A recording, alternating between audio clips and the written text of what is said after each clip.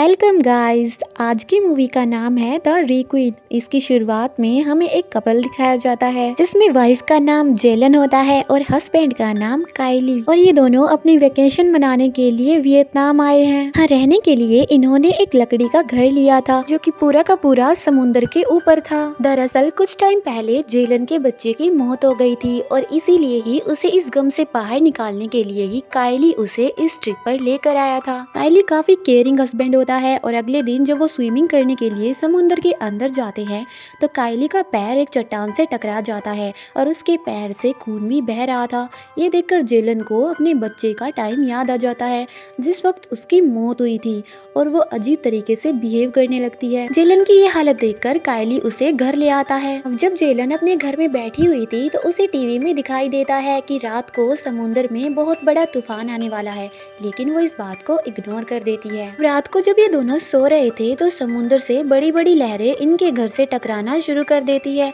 और ये सोचते हैं कि शायद ऐसा हर रोज होता होगा और इस बात को इग्नोर भी कर देते हैं। लेकिन कुछ देर बाद तूफान काफी बढ़ गया था और एक बड़ी सी चट्टान आकर उनके घर से टकरा जाती है जिससे उनका घर टूटकर अलग हो जाता है और वो पानी में तैरने लगा था। और काइली को भी चोट लग जाती है। ये देखकर जेलन को बहुत चिंता होने लगी थी। वो काइली से कहती है कि हमें तैरकर चट्टान के पास जाना होगा, नहीं तो हम बहुत दूर चले जाएंगे। लेकिन काइली उसे समझाता है कि कुछ ही देर बाद ये शांत हो जाएगा और हमें यही रहना चाहिए, नहीं तो हम तूफान में फंसकर मर जाएंगे। और काफी ज्यादा थके होने के कारण इनकी यही आंख लग जाती है और सुबह जब जेलन उठती है तो वो देखती है कि उसके चारों ओर सिर्फ पानी है और अब ये समुद्र के बिल्कुल बीचों बीच मौजूद थे। अब ये देखकर जेलन अपने हस्बैंड पर गुस्सा करने लगती है। जेलन कहती है कि मैंने तुम्हें कहा था कि हमें तैरकर चट्टान के पास जाना चाहिए, लेकिन तुमने मेरी एक नहीं सुनी और अब बताओ हमें क्या करना चाहिए। लेकिन काइली के पास यहाँ पर कोई भी जवाब नहीं होता। ये दोनों समुद्र के बीचों बीच फंस चुके थे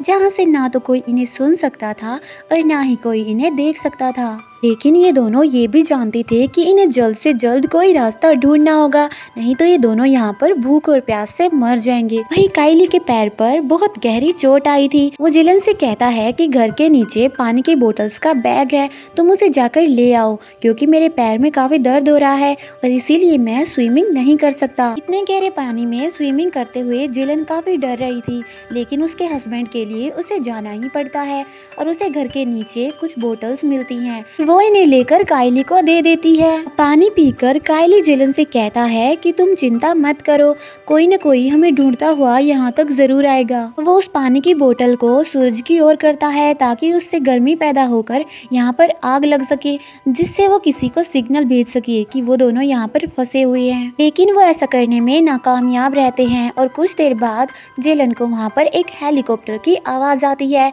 और वो उसे देखकर उन्हें आवाज लगाने लगती है, लेकिन वो हेलीकॉप्टर इनसे काफी दूर था इसलिए वो इनकी आवाज को नहीं सुन पाता और जेलन काफी मायूस होकर वहीं बैठ जाती है। कुछ ही देर बाद जेलन फिर से देखती है कि इनसे थोड़ी दूरी पर एक शिप है और वो उन्हें आवाज लगाने लगती है और यहाँ वो काइली को फिर से आग जलाने को बोलती है और इस बार वो कामयाब हो ही जाते हैं। होटल की मदद से सूरज की गर्मी से वहाँ धुआं पैदा हो जाता है, लेकिन उनकी आग जलते ही वहाँ से वो शिप गायब हो जाता है। देखते ही देखते उनकी वो आग इतनी बढ़ जाती है कि उनका पूरा घर ही उस आग में समा जाता है और उन दोनों को वो घर छोड़कर पानी में कूदना पड़ता है। और पानी में कूदने के बाद वो दोनों देखते हैं कि उनकी आंखों के सामने ही उनका पूरा घर जल रहा है। थोड़ी देर बाद वहाँ पर वो आग बुझ जाती है और लकड़ी के थोड़े टुकड़े ही वहाँ पर बचे हुए थे जिनको पकड़कर वो पानी के ऊपर रहने की कोशिश करते हैं। और अब क्योंकि काइली के पैर में चोट लगी हुई थी इसलिए उसके खून की स्मेल से शार्क्स वहाँ आने लगती हैं, जिन्हें देखकर वो दोनों काफी घबरा जाते हैं। इसलिए वो देखते हैं कि उनकी थोड़ी दूरी पर एक लकड़ी का बड़ा सा टुकड़ा है और वो दोनों भागकर उस पर बैठने की कोशिश करते हैं, लेकिन शार्क्स भी इनका पीछा कर रही थी। इससे पहले कि वो शार्क्स इन पर हमला करती ये उस लकड़ी के टुकड़े पर बैठ जाते हैं और फिर ये दोनों देखते हैं कि जिन्हें ये शार्क्स समझ रहे थे वो तो असल में डॉल्फिन्स हैं और जो इनके साथ खेलने लगती है और इन्हें देखकर ये दोनों मुस्कुराते हैं। तब ये दोनों उस लकड़ी के टुकड़े पर ही लेट जाते हैं और मदद आने का इंतजार करते हैं। यहाँ जेलन काइली से कहती है कि मुझे ऐसा लगता है कि ये सब कुछ मेरी वजह से ही हुआ है, क्योंकि ना तो मेरा बच्चा मरता और ना तुम मुझे अच्छा फील करा कराने के लिए इस ट्रिप पर लेकर आते। काइली कहता है कि ऐसा कुछ भी नहीं है और हम यहाँ से जिंदा बचकर जरूर जाएंगे। और अब वो दोनों भूख प्यास से थक कर वहीं सो जाते हैं। और जब जेलन की आंखें खुलती हैं तो वो खुद को उसके हस्बैंड से दूर पाती है, जो देखकर वो बहुत ज्यादा घबरा जाती है। और इसके साथ ही उसके हस्बैंड के पैर से काफी ज्यादा खून बह रहा था और खून चारों ओर फैला हुआ था और उसके हस्बैंड की तबीयत लगातार खराब होती जा रही थी। इसे देखकर जेलन पानी में कूद जाती है और एक लकड़ी के टुकड़े की हेल्प से उसके हस्बैंड के पास जाने की कोशिश करती है। मगर अब कायली के खून की स्मेल से सचमुच वहां पर शार्क्स आने लगती हैं और वो इन पर हमला कर देती है, जिससे कायली भी अपने लकड़ी के टुकड़े से नीचे गिर जाता है। लेकिन जेलन अपने लकड़ी के टुकड़े से उस शार्क पर कई वार करती है, लेकिन उस शार्क ने कायली को काफी जख्मी कर दिया था। जब जेलन की मार से वो वहाँ से भाग जाती है, लेकिन अब कायली की तबीयत काफी ज्यादा खराब होती जा रही थी। वो उस लकड़ी के टुकड़े को चप्पू बनाकर वहाँ से दूर जाने की कोशिश करती है, लेकिन जेलन बहुत ज्यादा थकी हुई थी, इसलिए उसमें इतनी हिम्मत नहीं बची थी और वो वहीं पर ही बेहोश हो जाती है।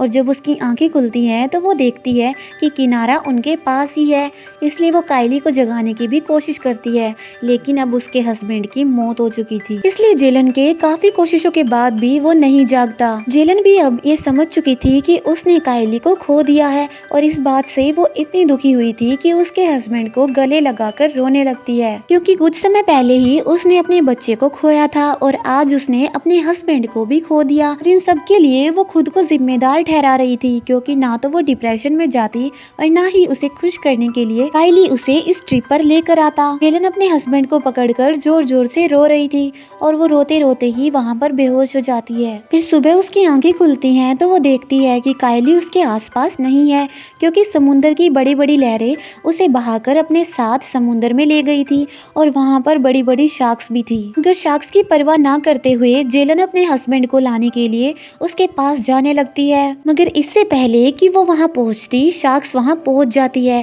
और उसके हस्बैंड को खा जाती है और वो शार्क इस पर भी हमला कर देती है। लेकिन जेलन कांटों से उस पर वार करती है और बड़ी मुश्किल से अपनी जान बचाकर किनारे पर पहुँचती है। लेकिन किनारे पर आने के बाद उसे पता चलता है कि ये भी असल में एक आइलैंड है और उसे आसपास कुछ भी दिखाई नहीं देता। और फिर थोड़ी देर बाद चट्टानों पर चढ़ने के बाद उसे गोल कश्ती में एक मछुआरा दिखता है। जेलन के काफी बुलाने के बाद भी वो मछुआरा नहीं उठता, इसलिए वो पानी में कूदकर कश्ती में चढ़ने की कोशिश करती है और किसी तरह से कश्ती में चढ़ने के बाद उस मछुआरे को जगाती है और वो उसे कहती है कि मेरे हस्बैंड को शार्क्स ने खा लिया है और उन शार्क्स ने मेरे पैर पर भी हमला किया है, इसलिए मुझे मदद की जरूरत है। लेकिन वो मछुआरा ज्यादा पढ़ा लिखा नहीं था, इसलिए वो जेलन की बातों को समझ नहीं पाता।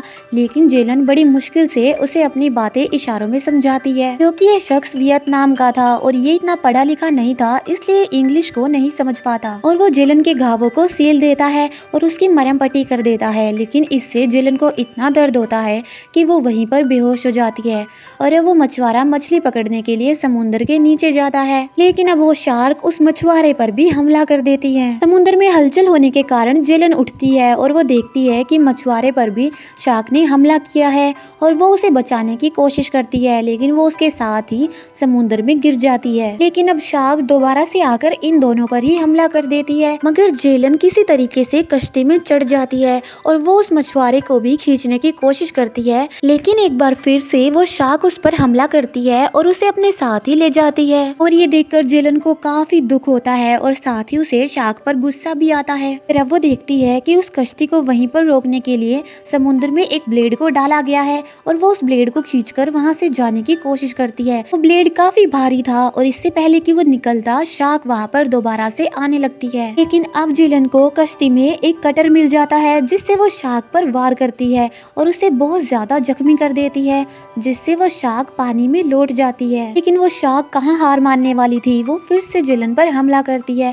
और इस बार वो उसकी कश्ती को उल्टा कर देती है। जेलन अब जान चुकी थी कि इस बार वो नहीं बचने वाली, इसलिए वो उस ब्लेड की रस्सी को अपने पैर पर लपेटने लगती है और वही वो शार्क भी जेलन को खाने के लिए उसकी तरफ बढ़ती जा रही थी। मगर जैसे ही जेलन को खाने के लिए वो शार्क अपना मुंह खोलती है, उसके मुंह में वो बड़ा सा ब्लेड अटक जाता है, जिससे उस शार्क की मौके पर ही मौत हो जाती है। आखिरकार इस खतरनाक शार्क की मौत हो जाती है, जिससे समुद्र में खून ही खून फैल जाता है। और जब जेलन को ये बात पता चलती है कि शार्क मर चुकी है, तो वो उस रस्सी को अपने पैर प्यार से खोल देती है और वो शार्क उस रस्सी के साथ ही समुद्र में डूब जाती है। और अब किसी तरीके से जेलन उस कश्ती के ऊपर आती है और वो तैरते तैरते एक ऐसी जगह पर पहुंच जाती है जहां से किनारा साफ साफ नजर आ रहा था। वहां पर कुछ मछुआरे रहते थे जो कि जेलन की कश्ती को देख लेते हैं और उन्हें देखकर जेलन भी मुस्कुराती है। हालांकि वो अपने हस्बैंड की मौत से काफी दुखी थी, लेकिन अब वो अपनी नई जिंदगी पाकर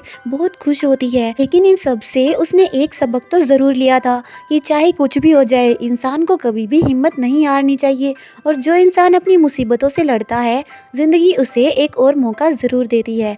और इसी मैसेज के साथ ये मूवी यहीं पर एंड हो जाती है। अगर आपको ये वीडियो पसंद आई हो तो इसे लाइक और शेयर करके चैनल को सब्सक्राइब जरूर करना।